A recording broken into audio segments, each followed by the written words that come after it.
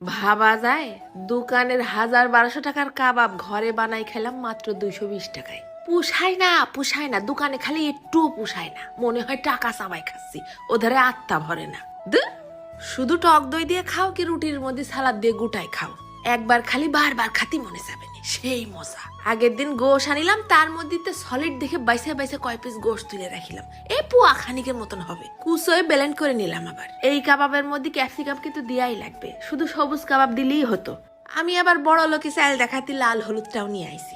এরপর সব ক্যাপসিকাম গুলো নিয়ে নিলাম একটা ব্লেন্ডারের মধ্যে, দিলাম আবার 2 পেঁয়াজ আর 2-3 কোয়া রসুন আর ধনে পাতা 3টে সাইডে ডাল, দিলাম আবার 2 কাঁচা ঝাল ভেঙে 2 সাইডে ঘুরলি দিয়ে নিয়ে আসি, একেবারে যেন নিপিস না হয়, এই একটু সাবড়া সাবড়া মতন থাকবে।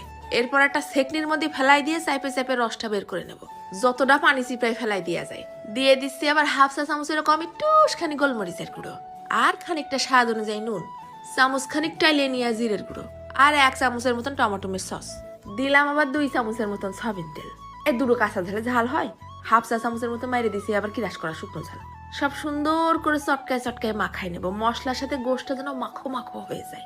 তারপরে নিয়ে নিছি একটা হিট প্রুফ বাটি, যে কোনো সাইজ করে দিতে পারো, গোল গোল লম্বা লম্বা। আমি নিয়ে নিছি একটা হিট প্রুফ বাটি, ছুরি দিয়ে আগে প্রথমে মাপ দিয়ে নিলাম, তারপর একটুখানি ডিজাইন করে নিলাম। কাবাবটা হয়ে যাওয়ার পর কুটকুট করে ভেঙে ভেঙে খাওয়া যাবে না। উপর দিয়ে আবার ফিস ফিস করে মেরে দিলাম 1/2 চা চামচের মতো সয়াবিন তেল, দিয়ে দিলাম TQIU এয়ার ফ্রায়ারের মধ্যে 200 ডিগ্রি তাপে 20 মিনিটের জন্য।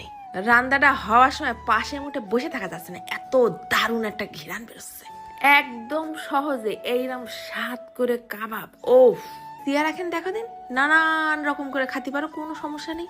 গরম গরম কাবাবের পর খালি উপর দিয়ে একটুখানি লেবু চিপড়াই নিতে হবে। তুলতুলে একদম তুলতুলে হয়ে গেছে। মেহমান অতিথি আসলে এরম করে বানাই দিবা, প্রশংসায় ভাষাই দেবে তোমারে। ফার্স্টে আগে কিছুক্ষণ শুধু শুধু মাইরে নিলাম রায়তা দিয়ে, ও রে একেবারে সলিড টেস্ট। টক টক দইয়ের সাথে আর গোশের একটা ভাজা ভাজা ঘিরান দাঁতের নিচে পড়তিছে, বাইটে যাচ্ছে একেবারে। নর্মাল রুটি দিয়েও খাতে পারো সকালের নাস্তায়, আবার নান রুটি দিয়েও খাতে পারো, কোনো সমস্যা নেই। মাঝখানে নিয়ে নিলাম খানিকটা টক দই, একটুখানি শসা, একটুখানি টমেটো কুচি, কাঁচা ঝাল, ধনে পাতা আর পেঁয়াজের কয়টা রিং। মেয়োনিজও দিতে পারো, কোনো সমস্যা নেই, তা আমার ঘরে ছিল না। সালাতের পাশে একটুখানি কাবাব মাইরে দিয়ে রুটিটা গুটাই নিয়ে মাঝখান দিয়ে ফাইল করে আবার একটুখানি কাইটে নিলাম। এরপর ঠোঁটের সর্বোচ্চ সীমা পার করে একটা কামড় মারতে হবে, যত বড় করে পারা যায়। দই গোশ সালাদ রুটি সবকিছু স্বাদ যেন একবারে নিয়ে যায়। তা আমি আবার ভাতুড়ে মানুষ, বোঝো না, খানিকটা ভাত দিয়েও মারিলাম। কাবাব বানালি আমি আবার ঘরে থাকা যে কোনো শাক নাই পাতলা ডাল রেঁধে ফেলি, একটু শাক ভাত মাখাই নিয়ে ফাঁক তালে কুটকুট করে কাবাব